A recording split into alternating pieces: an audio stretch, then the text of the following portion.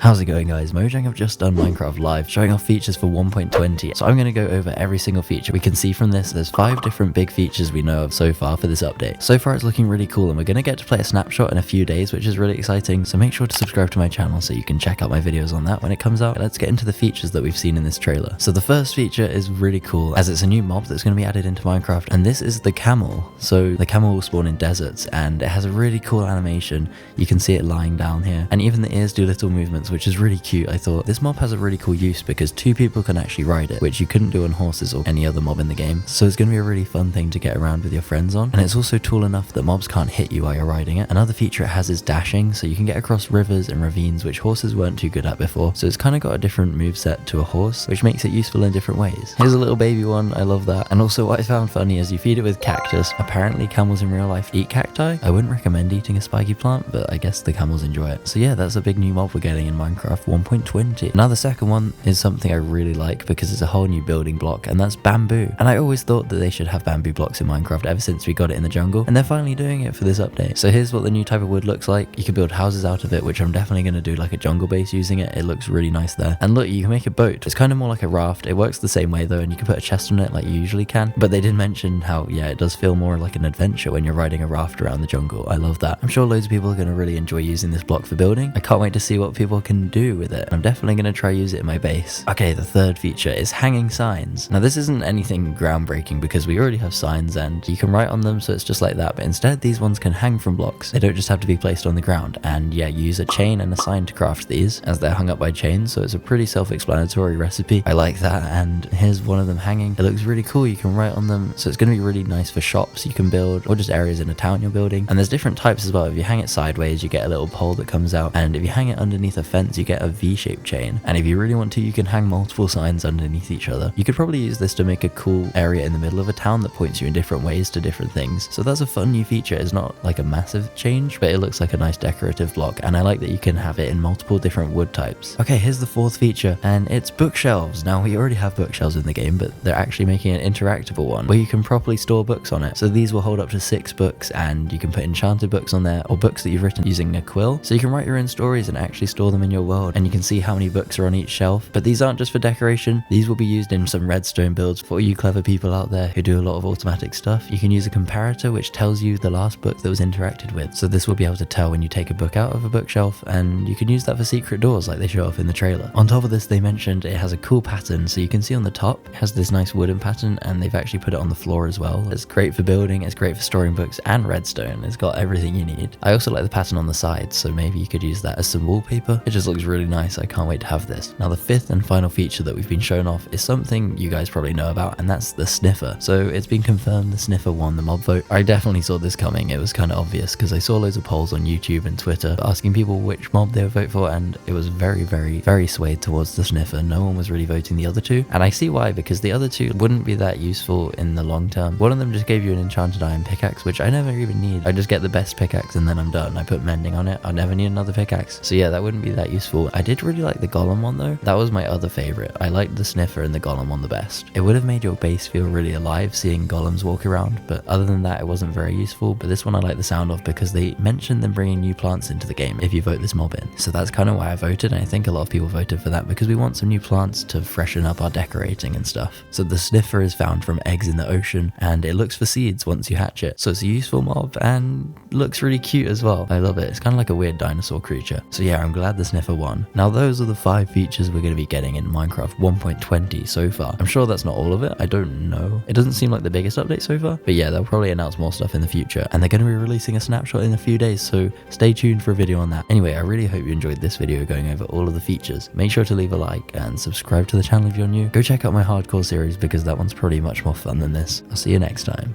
Bye bye.